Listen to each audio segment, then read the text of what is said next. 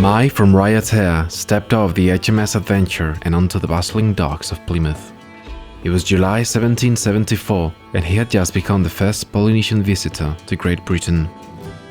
His arrival marked the beginning of an extraordinary adventure that would see him travel the social circus of London, meet royalty, and become the subject of feverish public fascination. However, the path that led him here was carved by tragedy and ambition. 7 years before, Captain Samuel Wallis and his crew aboard the HMS Dolphin became the first Europeans to provide accounts of Tahiti. They claimed the island for the British Crown and named it King George's Island. The claim, however, was met with fierce resistance from the Tahitians. Every canoe was destroyed, and it was only after this show of force that the islanders sued for peace. Mai, then a young boy, was among the children who were wounded by cannon shots as the British crushed the resistance, but he saw the Europeans' advanced weaponry as a means to achieve his own ends. For as a young boy, he and his family had fled from Raiatea to Tahiti, following an attack by warriors from Bora Bora, during which his father was killed. When Captain James Cook set forth on his second Pacific expedition, Mai seized the opportunity and joined him with a clear mission: to seek an alliance with King George III and obtain the firearms necessary to exact his revenge on Bora Bora.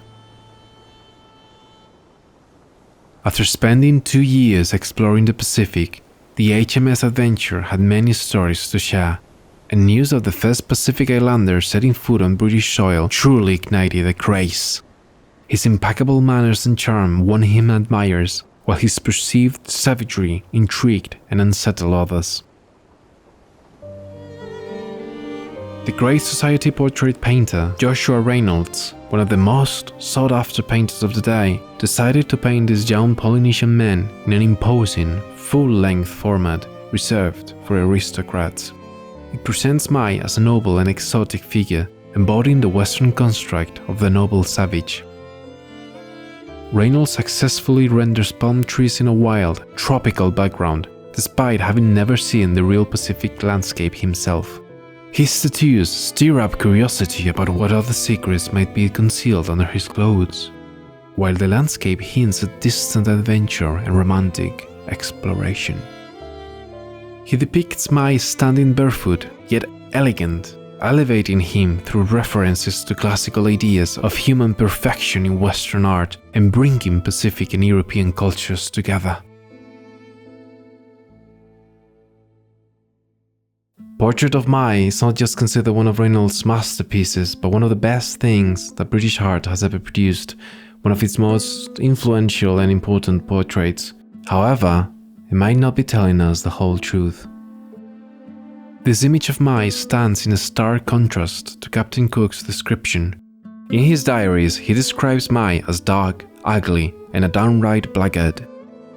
He even questioned whether he was the appropriate representative of the Tahitian life, not having any advantage of birth, not acquired rank, not being eminent in shape, figure, or complexion. Why then is he depicted like this? And not only that, Mai is wearing garments belonging to a high-ranking member of his society, when in reality he could never achieve this status. Despite his success and the high regard in which he was held, Mai's vengeance remained unfulfilled. In June 1776, he embarked on his return journey to the Pacific and died 4 years later, having never reclaimed Raiatea. So, Reynolds, the British public, and even Mai himself shared that unrealistic vision. Reynolds became one of the many artists who over the centuries helped build the myth of Polynesia through their works. A myth that began with the first European explorers, a myth that still endures. Life in Tahiti was like Don Giovanni with a happy ending, but this of course was too good to be true. Violent episodes like the Battle of Matavai didn't really reach Europe. Instead of focusing on attacks, ambushes, and fleets of stone-throwing warriors in canoes, the story that emerged was one of beauty, primarily centered around Polynesian girls. A tale still familiar to us today. And for over 200 years, the legend of this ultimate paradise has fueled the dreams of countless people. Poets, traders, actors, filmmakers, whale hunters, travelers, seamen, hoteliers have all contributed and played a part in shaping this myth. From first contact accounts to the landscape painted by Cook's artists and through the works of Paul Gauguin, we might discover that in reality, Tahiti, like everything else, had its lights and shadows.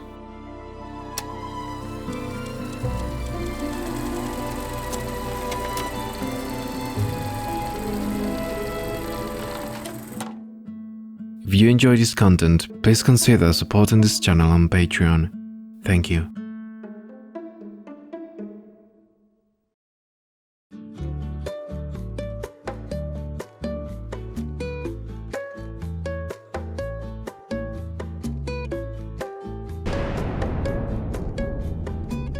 After the Second World War, Western powers began nuclear testing in the Pacific, and over 300 bombs were detonated. This was yet another episode in a long-lasting and complicated relationship between the West and the Pacific. 2 centuries before, European explorers ventured out to discover the true nature of the world and its people. At the core of these expeditions was a desire to find evidence of the origins of human civilization, and so the European audience eagerly anticipated the published accounts of these expeditions, expecting wild stories of different cultures. When Europeans first arrived in Tahiti, they struggled to find words to describe what they saw. In 1767, Captain Samuel Wallis of the Dolphin already described the island as romantic, but it was French explorer Louis Antoine de Bougainville who laid the foundations of the myth in words. A few months later, Bougainville anchored there and claimed it for France. He quickly named the island New Cythera, after Aphrodite's birthplace, the Greek goddess of love. Everything about Tahiti enchanted Bougainville. These people breathe only rest and sensual pleasure. The mildness of the climate, the beauty of the scenery, the fertility of the soil, everything inspires sensual pleasure. I thought I was transported into the Garden of Eden. He describes the landscape as nature in that beautiful disorder which it was never in the power of art to imitate, and viewed inhabitants as children of nature. Bougainville wrote that the islanders seemed to live in an enviable happiness and suggested that the worst outcome of a shipwreck for the French would have been to pass the remainder of our days on an isle adorned with all the gifts of nature. These people may almost be said to be exempt from the curse of our forefathers. Scarcely can it be said that they earned their bread with the sweat of the brow. Benevolent nature had not only supplied them with necessaries, but with abundance of luxuries. Indeed, Bougainville knew that his audience of cosmopolitan Parisians would be mostly interested not in the exotic fruits, but in the Polynesian inhabitants. Thus, he depicted them as innocent sensualists, primitive rather than degenerate, and confined them to the hunter-gatherer culture that defined their existence. The Bougainville's accounts of his ship anchoring at Tahiti for the first time in April 1768 became one of the most celebrated passages in all French romantic travel writing. We were surrounded by canoes filled with women. Most of these nymphs were naked, since the men and all women who accompanied them had taken off their robes. The village men urged us to choose a woman and to follow her to land, and their gestures made it plain how we were to treat her. I ask you, how was one to keep 400 young French sailors who hadn't seen women in 6 months at their work in the midst of such a spectacle? In spite of all precautions, a young girl came on board and placed herself upon the quarter deck. The young girl casually let sleep the only piece of cloth which covered her, and appeared to the eyes of all the crew exactly as naked Venus appeared to the Phrygian shepherd. Truly, she had the celestial form of the goddess of love. More and more sailors and soldiers crowded to the foot of the hatchway, and only naval discipline succeeded in keeping these bewitched young fellows from rioting. And indeed, we officers had some little difficulty in restraining ourselves.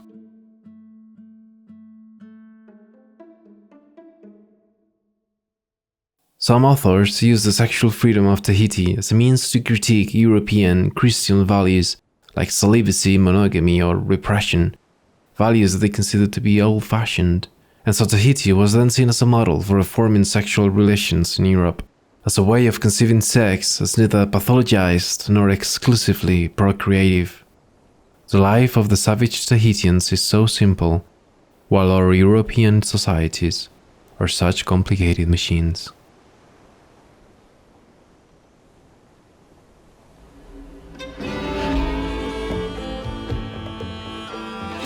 When the Endeavour arrived in Tahiti in 1769, things were no different. Cook Surgeon David Samuel described exceedingly beautiful women who used all their arts to entice our people, and they absolutely would take no denial.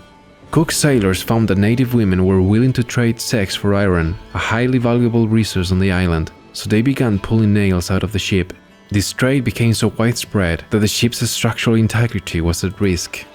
Even worse, by Cook's own reckoning, at least half his men had contracted venereal diseases in Tahiti. Captain Cook expressed his worries in his journal. Both sexes express the most indecent ideas in conversation without the least emotion, and they delight in such conversation beyond any other. Chastity indeed is but little valued. The men will very readily offer the young women to strangers, even their own daughters, and think it very strange if you refuse them. I am much afraid this will always be the case when it is necessary to have a number of people on shore. The opportunities and inducements to an intercourse between the sex are too many to be guarded against. On board Endeavour was a young naturalist named Joseph Banks, who would go on to become president of the Royal Society. He describes how he walked for 5 miles under groves of coconut and breadfruit trees, loaded with a profusion of fruit and giving the most grateful shade I have ever experienced. In short, the scene we saw was the truest picture of an Arcadia, of which we were going to be kings, that the imagination can form. As the weeks went by, his focus on botanical observations gradually shifted towards studying the people. Banks quickly became an invaluable member of the crew due to the friendly relationships he established with the islanders. His openness, natural curiosity, and fascination with their customs and way of life helped build mutual trust. Nevertheless, he also felt for the women. Except in the article of complexion, in which our European ladies certainly excel all inhabitants, I have never seen such elegant women. Such the Grecians were, from whose model the Venus of Medicis was copied. Undistorted by bandages, nature has full liberty for the growing form in whatever direction she pleases, and amply does she repay this indulgence in producing such forms as exist here only in marble or canvas.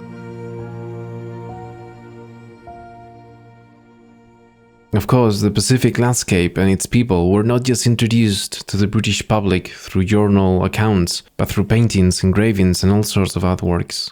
There were several artists among Cook's crew, but the most talented was a man called William Hodges. Hodges was to create drawings and paintings to illustrate the landscapes and lifestyles of Tahitian people, lands that were once unknown to Europeans. And so he unveiled an unseen paradise, lush vegetation, palm trees, and indeed the closest you could get to paradise on earth. Hodges' paintings often suggest a symbolic connection to Eden, Arcadia, or Purgatory, viewing the Pacific and its people through a romanticized lens. Perhaps the most spectacular of his works is Tahiti Revisited, painted later on in England. Hodges is the first to locate paradise in the real landscape of Tahiti. Rugged mountains rise, bathed in golden light. Tall, swaying trees shade a bubbling creek where people bathe naked. One person lies face up in the water, while others dry off next to a Polynesian sacred stone carving, a tiki. And in the background, behind this carved effigy of a dead ancestor, there's a funeral with a shrouded corpse.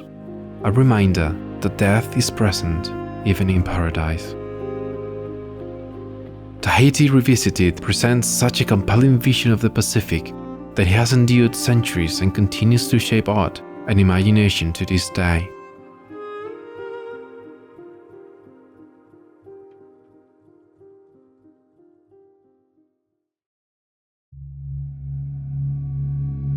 While the origins of the Polynesian people are still debated, they believe they are direct descendants of the union of the heavens and the earth. According to Tahitian oral tradition, the god Taora created a chain of other gods and demigods to stay in constant communication with humans. The spiritual connection is evident in cultural sites like the Marae, where Polynesian people regularly organized large ceremonies and sacrifices to satisfy the gods. In Tahiti, as in many parts of Polynesia, art had two main purposes: to honor and communicate with the gods, spirits and ancestors, and to adorn the bodies of chiefs, warriors, and other high-ranking individuals.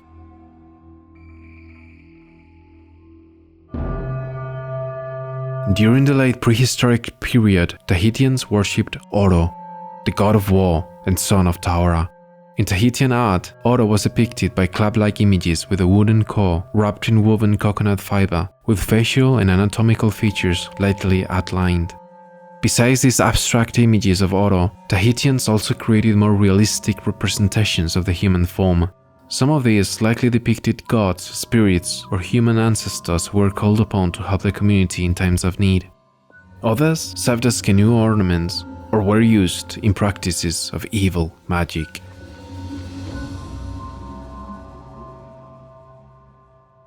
This other side to the tropics, full of dark gods and primitive forces, was soon to be replaced by the religion of Western Europe and the cult of commerce. When the founders of the London Missionary Society read Cook's accounts, they determined that Tahiti was the most promising location for a mission. Among these new arrivals was William Ellis, author of Polynesian Researches. His book opens with humble description of the South Sea Islanders as a mixture of perversity and meekness living in a state of half-civilization. Ellis then compiles a detailed account of the initial savagery the first missionaries aimed to eliminate. Savagery has worn either the extreme face of unrestrained violence and pernicious ignorance, producing infamous instances of cannibalism, infanticide, and lewdness, or the no less extreme aspect of primordial innocence, where food comes without work, and sexual pleasure without penalty. One of the early achievements of the missionaries was the destruction of Polynesian idols. In a letter from a Tahitian chief who converted to Christianity, he wrote, "If you think proper, you may burn them all in the fire, or if you like, send them to your country for the inspection of the people of Europe, that they may satisfy their curiosity and know Tahiti's foolish gods." The missionaries soon understood that preserving these idols would serve as undeniable evidence of the triumph over idolatry, and so seizing this unique opportunity, they took the idols back to London and created the London Missionary Society Museum, where they encouraged the display of these idols as a means of instructive contemplation. The most remarkable example of this is the statue of Aa from Rurutu.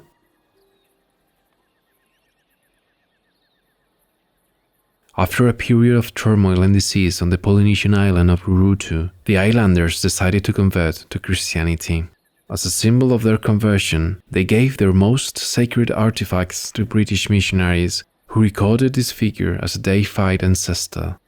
Aa is adorned with 30 small figures, some representing figures like eyes, nose, and mouth. The shape and size of the cavity suggest it was made to hold the skull and bones of an ancestor, which were likely removed before Aa left the island. There is debate over which of the Rurutu gods this figure represents, but it is clear this deity symbolizes the creation of other gods and humans. Evangelist Reverend John Williams gave the first written account of Aa. After an absence of little more than a month, we had the pleasure of seeing the boat return to iatea, laden with the trophies of victory. In the course of the evening, the rejected idols were publicly exhibited from the pulpit. One in particular, Aa, the national god of Rurutu, excited considerable interest, for in addition to his being bedecked with little gods outside, a door was discovered at his back, on opening which he was found to be full of small gods, and no less than 24 were taken out, one after another, and exhibited to the public view. He is said to be the ancestor by whom the island was peopled, and who, after death, was deified.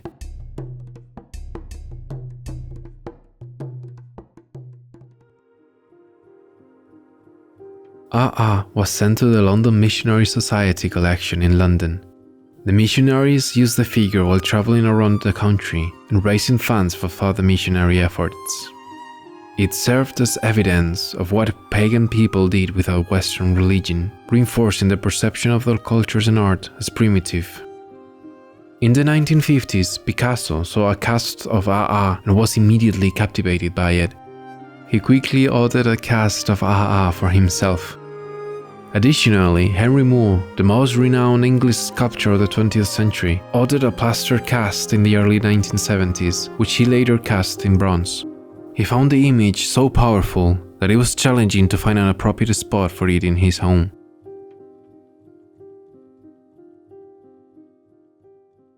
Traveling artist William Hodges created a set of elements that would repeat themselves across the works of many other artists through the ages. Naked beauty, Polynesian idols, bathing, palm trees, and certainly Paul Gauguin is no exception. All of these elements are present in his paintings, carvings, writings, and notes. But even though Gauguin is not the inventor of Tahiti's myth, it is through his work, more than anybody else's, that the legend of Tahiti is handed down. Of course, he was also one of the most controversial artists of the 19th century.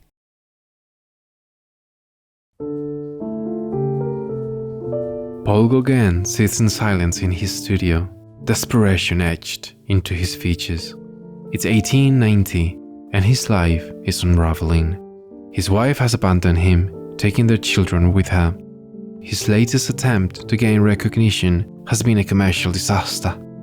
But he has a plan. The colonial pavilions of the 1889 Exposition Universelle and enduring myth of Polynesia have sown a seed in his mind, moving to an exotic, pre-industrial place to escape his financial problems.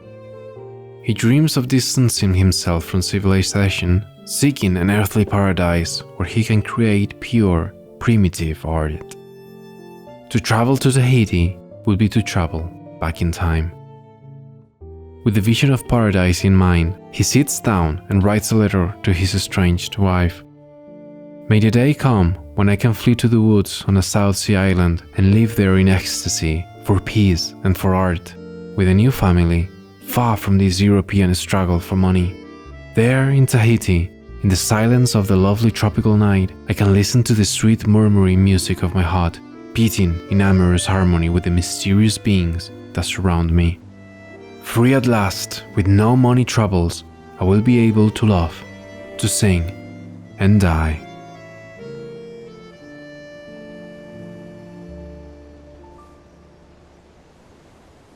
He eventually set sail for Tahiti in 1891, arriving 3 months later in the bustling capital, only to find that none of his expectations were met. Protestants and Catholic missionaries fought fiercely for the souls of the natives while trying to cover their beautiful bodies. The capital was teeming with greedy traders, corrupt colonial administrators, and drunken, deceased sailors, who had all contributed by now to the downfall of this paradise. Disappointed, Gauguin resolved to search for the real Tahiti, a place that perhaps only exists in the imagination. Determined to find this paradise no matter what, Gauguin moves out of the countryside and builds a traditional hut. His dream of an idyllic, primitive life starts to take shape as he distances himself from the remnants of European civilization. Bit by bit, step by step, civilization is peeling away from me. He, like others before him, starts depicting the earthly paradise he has failed to find. The long-established myth endures. Gauguin draws from the vibrant surroundings and rich traditions to fuel his creativity. His works become a colorful tapestry of his experiences and fantasies, blending the real with the mythical through new experimental tools. The lush landscapes, the vivid colors, and the enigmatic faces of the islanders fill his canvases. These paintings reflect not only the external beauty of Tahiti, but also Gauguin's internal journey as he seeks to merge his artistic vision with the spirit of the island. If my work must be limited to watercolor, pastel, or anything else, all the spirit goes out of it. I have at this moment a series of experimental drawings that I'm fairly pleased with. I'm sending you a small specimen, It's like an impression. And yet, it isn't. Thick ink replaces pencil. That's all. Gauguin devoted his first major Tahitian canvas to a Christian theme. He describes it in a letter. An angel with yellow wings reveals Mary and Jesus, both Tahitians, to two Tahitian women. Very somber, mountainous background and flowering trees. A dark violet path and an emerald green foreground with bananas on the left. I'm rather happy with it. But Gauguin quickly developed a deeper interest in the local culture and began creating a series of pictures inspired by Polynesian religious beliefs. He collected notes and images which later became part of his Noa Noa diary, although many of his symbols may never be clear to us. After all, Gauguin aimed to portray Tahiti as a mysterious place. All across his travel diaries, Gauguin mixes fact with fiction. He was always living on the borderline between reality and dream, so it is unrealistic to expect complete accuracy from his accounts. When his paintings were displayed in Britain, artist John Singer Sargent doubted if they could be considered art due to the extreme simplification. Others argued that the bold colors and flattened forms gave his vision of Tahiti a greater sense of authenticity. In a letter to his brother Theo, Vincent van Gogh writes, "What Gauguin has to say about the tropics seems wonderful to me. There certainly is a future of great renaissance of painting. I regret not being 10 or 20 years younger. I'd certainly go."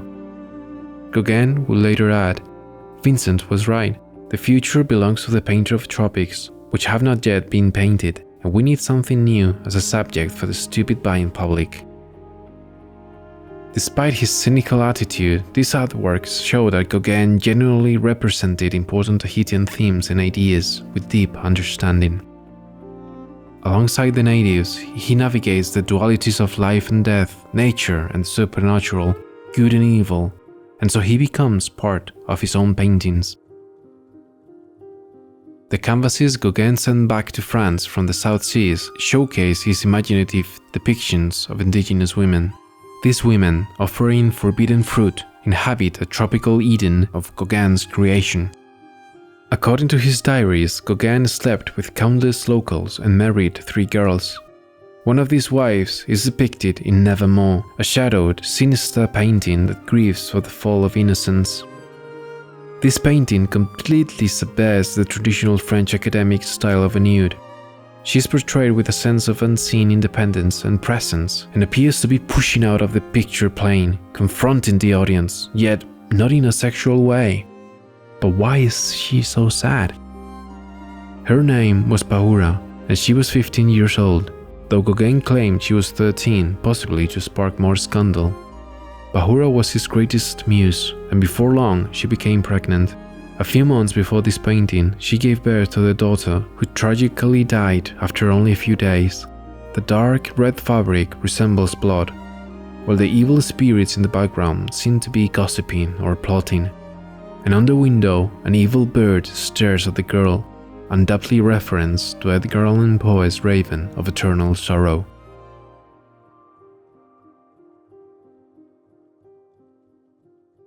While many regard Gauguin as a genius and a pioneer of modernism, several other authors, especially later scholars, saw him as a sexual tourist who perpetuated the sexual, racist and imperialistic views of Europeans. Gauguin was a complex artist, and indeed his personality often overshadows his work, but his European background should not be the sole lens through which his work is viewed. He certainly didn't just create superficial, exotic images to entertain the male gaze, as many critics have suggested. His goal was never to document the culture, but to be inspired by it. While he did arrive in Tahiti as a tourist after nearly 10 years there is certainly much more to say about his story. Struggling to find recognition and financial success in Paris, Gauguin decided to move permanently to Tahiti in 1895. By this time, he was suffering from illness, and his health was getting worse. Amidst his struggles, he also learned of his beloved daughter's death from pneumonia. And despite this, he managed to paint his masterpiece. Where do we come from? What are we? Where are we going? And all this is changing mirthfully in my soul and my surroundings, as I paint and dream at the same time. On awakening, my dream ended. I say to myself, whence come we? What are we? Where are we going? Gauguin asks the same questions that trouble the Tahitians. Do they have any real connection to their past? Is the future uncertain and controlled by others? This monumental painting served as a culmination of his artistic ideals. He wrote, I believe that this canvas not only surpasses all my preceding ones, but that I shall never do anything better. I have put all my energy into it one more time before I die. So painful a passion in such dreadful circumstances. So clear and accurate a vision that there is no trace of precociousness and life blossoms forth from it. Despite the idyllic themes of his paintings, Gauguin grew disillusioned with Tahiti's westernization and colonial corruption. In 1901, he moved to the Marquesan island of Hivaoa, continually seeking a lost paradise. He passed away there in 1903, having become a legendary figure for a new generation of artists in Paris. As Gauguin himself predicted, he became more of a myth than a man. Alas, I see myself condemned to be less and less understood, and I must hold fast to following my way alone, to drag out an existence without a family like a pariah. So the solitude in the woods seems to me in the future to be a new and almost dreamed of paradise. The savage will return to savagery.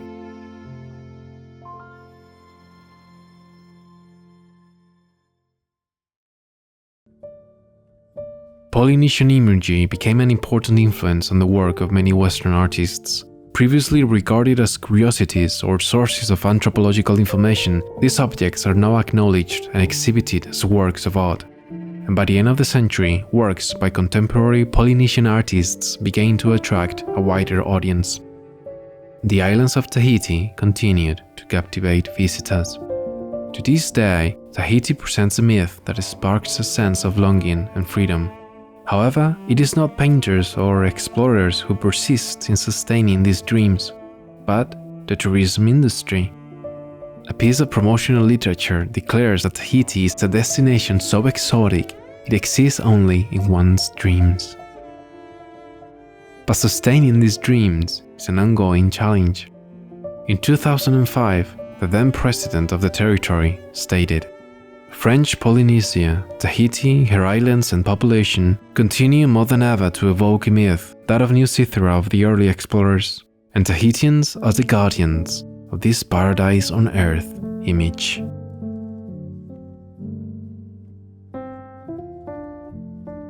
You've been watching Art in Context. Please let me know your thoughts and suggestions in the comments below. Do you think Gauguin was a genius and the greatest of all time, or perhaps you think he was a syphilitic creep who should be cancelled at all costs? Well, no matter what, just let us know, and I hope to see you again very soon. Thank you for watching.